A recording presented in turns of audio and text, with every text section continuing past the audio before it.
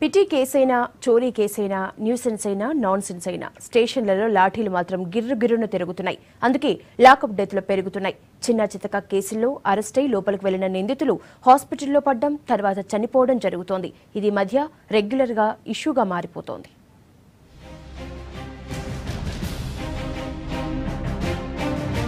తప్పనాలో ఒప్పనాలో over action అనాలో అర్థం కాని పరిస్థితి.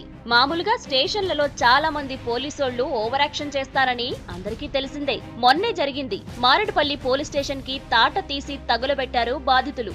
మళ్లీ ఇప్పుడు ఇంకో లాకప్ డెత్ ఇష్యూ.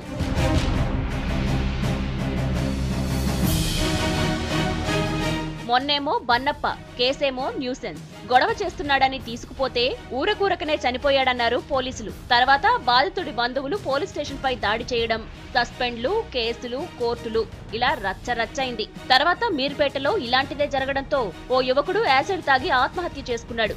ఇప్పుడు ఈ పద్మ కేసు.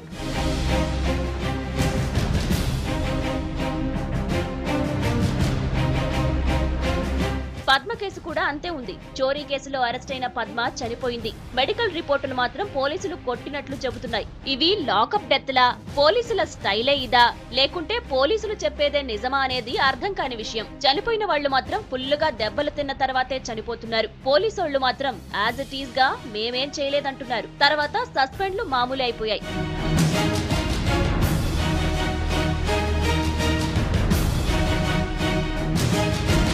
ప్రతి చిన్న కేసుకి లాఠీలు ఉపయోగిస్తే ఇంతే ఉంటుంది. పోలీసోళ్లం కదా అని ఓవర్ యాక్షన్ చేసినా ఇంతే ఉంటుందనేది జనం మాట.